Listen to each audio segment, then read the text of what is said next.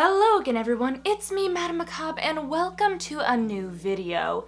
So for today's topic, we're going to cover something that has been coming up a lot in requests for me, and that is touching on more haunting-related topics.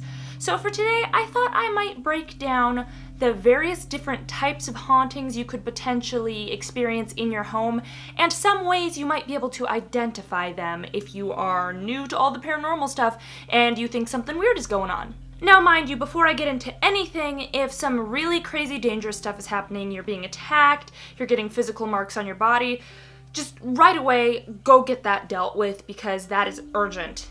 However, that aside, we're going to be covering a broad spectrum of other things, ranging anywhere from completely innocent to the darker, more malevolent things.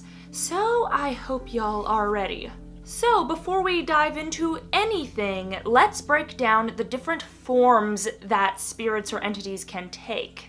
Of course, there is the most well-known classic full or partial body apparition. These are the types of ghosts you think of in a lot of literature and movies where they straight up take on the form of the humans that they were in life. And this oftentimes can be past loved ones, people you knew, something familiar to you, who's potentially coming to visit you or hanging in an old home of theirs, or it can be a historical figure, someone you've never seen before that was just relevant to the property. And you can also get partial, where you're just getting arms and legs and random things that you're seeing in photos or you're physically seeing, but these all still fall in the full or partial body apparition category. Next we have strange mists, which these will usually either appear to be like white or very light colors, or darker mists. Generally, the light mists are more associated with positive entities, where dark mists can either be a malevolent human spirit or something that hints towards a demonic nature. So dark mists, not so great, but sometimes you'll see in video clips, and you may even see these once again with your own eyes, but strange mists where they should not be. And then of course there's the orbs, which I feel like most y'all know about. Orbs, those weird little spooky little circle things that appear on your photos and videos. I think you don't generally see orbs with your own eyes. They tend to pick up more on video and camera, but it's a circle. And finally, there are these ones that are a little bit rarer to see that are these weird light entities or funnel ghosts, which are essentially like strange lights you may see, sometimes taking the shape of like a funnel. And some ghost experts believe that is a sign you'll see when a loved one is returning to see you, and that's kind of the manifestation of them arriving. But that one's way less common, but that's just another thing you can keep an eye out for. Alright, got the different forms? Good. Now let's move on to our first type of haunting that you could potentially be experiencing. This first type is what we call a residual haunting, also known as an imprint haunting. With residual or imprint hauntings, they are thought to be like an excess of energy from a spirit or an event, which is essentially causing the spirit entity to relive and react certain events from history again and again and again, like a video caught in a loop. A residual haunt is not even aware that you are there. So generally, residual haunts are not dangerous or harmful because how are they going to hurt you? They don't even know you're there. It's literally just doing its thing, caught in a cycle. This can be with somebody who went before their time and there's something really important to them that never got done, or it can also be something that was a violent ending to somebody, just that negative energy seeped in and it's caught in a cycle, or it can just be a sad, sorrowful, tragic energy. But for the most part, once again, it's completely unaware of you being there. It just does its thing. If you think you're experiencing a residual haunt, there's not really much to be worried about. I mean, I suppose you could try and purify or help the spirits cross over, but in most cases, residual haunts, you don't really gotta worry about them. They don't really do anything other than allow you to buy a house cheaper than it's worth, because for whatever reason, some people just really don't like the tag haunted on a house, and it spooks them and they lower the price, so get that good real estate. So if you think you might be having a residual haunt, here are some things you can look for to sort of try and identify. Now mind you, some of these signs will cross over with other types of haunting, but just bear with me here. So the first thing that you can sort of cue in on for a potential residual haunt is strange smells that sort of appear almost on cue following a pattern, like a certain time of day, when a certain event is happening. It's something, it triggers it, and you can reliably experience this, whether it be like an old woman's perfume, the smell of an old cigar, something that's linked in with the action that is being repeated. And once again, it happens in a pattern. Every time these events happen, you can know that that is soon to follow. And fitting with the whole pattern of things going on in a cycle, the other signs will go right along with that, such as if you hear weird sounds, once again fitting that pattern with what's going on. You can know that it happens again and again and again. So if you always hear the same voice, always saying the same thing, or you always hear the same doors clinking and creaking, doors, windows, things can open and close, always on that pattern, and that's a good sign that it's residual. If it's the same stuff again and again and again, regardless of what you're doing, if it just does its own thing and it always consistently happens, congrats, you have a residual haunt. And as I mentioned, in the vast majority of cases, I mean, of course, there's always going to be an exception or two, but the vast majority of cases, residual haunts are harmless. You really don't got to worry about it unless you're just really freaked out by this stuff. But our next type of haunt, not so harmless. That is, of course, the poltergeist. It is actually a common misconception that poltergeists are intelligent, independent spiritual entities. The reality of poltergeists is that they're not their own independent thing at all.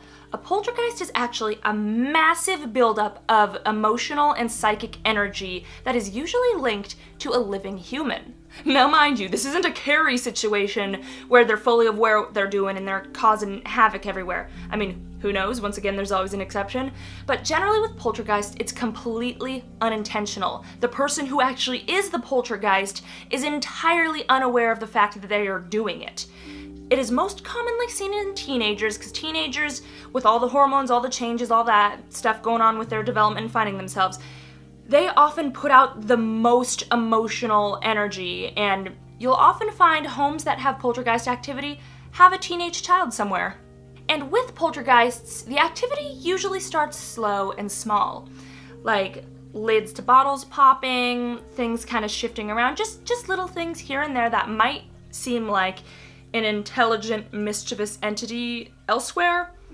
But over time, if it is not dealt with, or if the turmoil in the building energy isn't dispersed, it can build up and it can become very dangerous. Large pieces of furniture can move, people can be hurt, it can get very dangerous.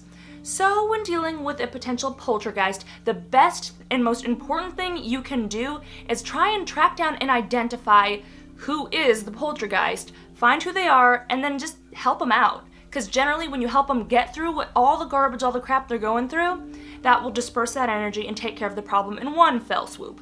And moving right along to our third type, the most well-known type of haunting, the most famous or infamous, the intelligent haunting. So with intelligent haunts, these can be both benevolent, neutral, and malevolent, but these are always human spirits. They were human in life, they were born, they lived, they died. Intelligent haunts, specifically of non-demonic nature, little hint to our last one, intelligent spiritual entities, human. That being said, once again, these can be both good and very bad.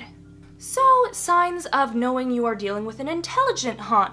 Just like before, you can get random smells appearing, cigarettes, perfume, grass, food, when there's nothing around that would explain that, except when it's with an intelligent haunt, there tends to be no rhyme or reason. It's just whenever they're choosing to manifest, that can happen.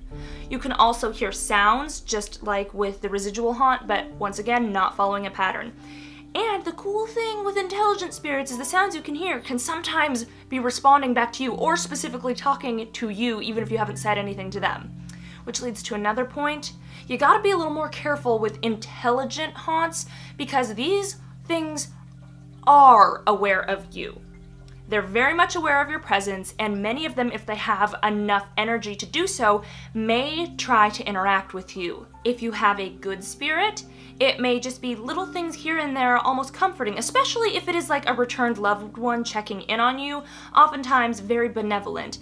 There could be a neutral entity that just doesn't care about you. Every now and then it'll move things around to show its presence and be like, hey, don't disrespect me. Otherwise minding in its own business. There are trickster spirits that will do pretty much harmless pranks on you, do things to scare you, move things around, but it never escalates. It's always just little things here and there. They're just getting their kicks. And then finally, there are negative, angry, mean spirits. And these are the ones that have some stuff you really want to watch out for.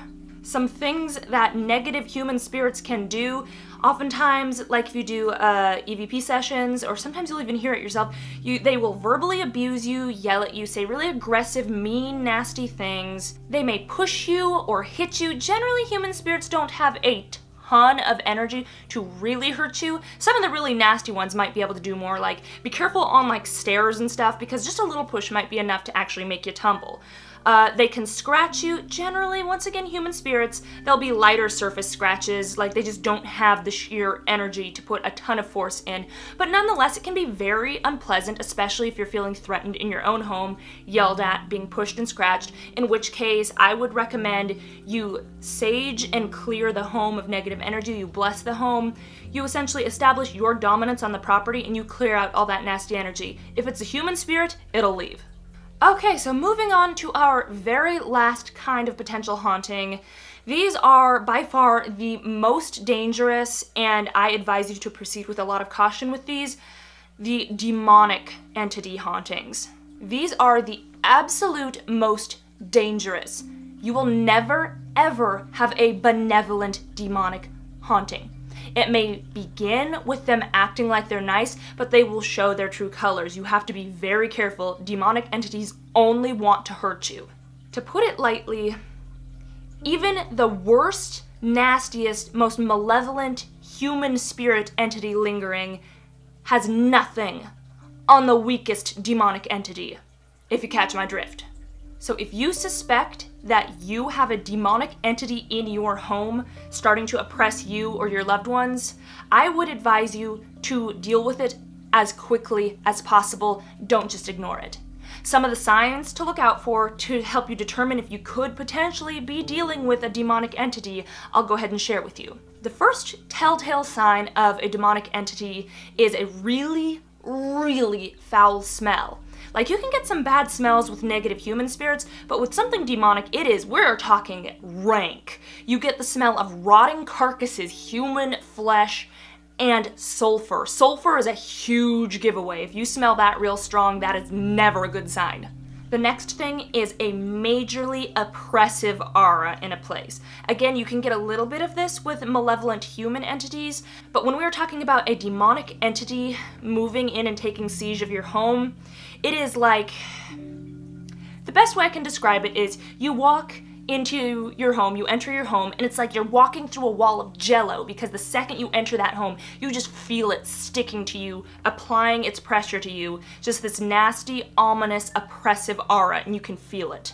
Warning signs to look out for yourself or for your loved ones if you believe you've been dealing with something in your home for a while are strange mood swings that are completely out of character. Mind you, if you normally struggle with mood swings or you have a condition that gives you mood swings a lot, you know, you can disregard this, just keep an eye if anything else happens. But, and again, mood swings could also be warning signs of something else, but take this with a grain of salt and put it with the other things. If you get out of character mood swings, especially if they are paired with blackout periods where you've been getting really moody, angry, just hair trigger, just mood swings, and then you can't remember periods of time where you wouldn't have any reason not to remember. That is not good. Jot that down and keep that on your little I'm worried about this book. Another thing demonic entities like to do is they like to make really messed up noises. I mean, humans can make scary enough noises with like angry growls and moans of pain and agony and stuff, but demons tend to make really inhuman, threatening, very scary noises. So if you hear a deep, multi-pitched growl with aggression and things like that. There's all sorts of horrific noises they can make. So you start hearing some of those nasties, you might have a demon. Just like with really malicious human spirit entities, demons like to leave scratches and burns and bruises on you, but with them, they tend to be a lot more severe than the malevolent human entities. These are the ones that can cut much deeper, enough to actually scar you and give you up to like 2nd-degree burns. It's intense. They can do some really nasty stuff to your body. Another sign, which I mean, unless you live in an area where you're already having a fly problem, a really not so great thing you can keep an eye out for if suddenly, you start getting a lot of dead flies in your windows, and that's not a normal thing for your area, and they're just manifesting just dead flies everywhere. Also, really not good. And I shouldn't really have to tell you guys this one, but if you have a family member that keeps crucifixes around the home and they start beginning to turn themselves upside down every time someone's not in the room and they repetitively do this, yeah, no, that's really, really not good. If you suspect that your home is under siege by a demonic entity, I would urge you to get professional help. Seek out a demonologist or even a priest, just someone who knows their stuff and can handle it, because it can get really dangerous for you and your loved ones. So I'd never tell you, okay, that's why I'm not going to do how to deal with the demon myself, because I wouldn't feel safe telling you that. The only thing I feel comfortable telling you is seek out a professional, because if you think that is the case, it is actual, real, serious danger. So please just heed my advice on that if you think that is the case. Alrighty guys, we're gonna reel it on in from that intense note. Anyway, I just kind of wanted to do a little umbrella, encapsulate all these different types of hauntings you could potentially be experiencing if you've got weird things happening around your house and you're trying to figure out, is it an entity? Like, is it a spirit? Like, what kind? Is it residual? Is it intelligent? Is it poltergeist? If you've got suspicions, I just figured this list might help you narrow it down if you're newer to all the spooky-ooky stuff. Anyway, I hope you guys really enjoyed this video. If not, maybe we'll have better luck with another topic. Feel free to share in the comments below any other things you'd like to hear my point of view or my opinions on, spooky-wise, whatever. Just feel free to share below. Anyway, that is all I have time for today, and I will catch all you lovely, lovely people later. Until next time, stay creepy.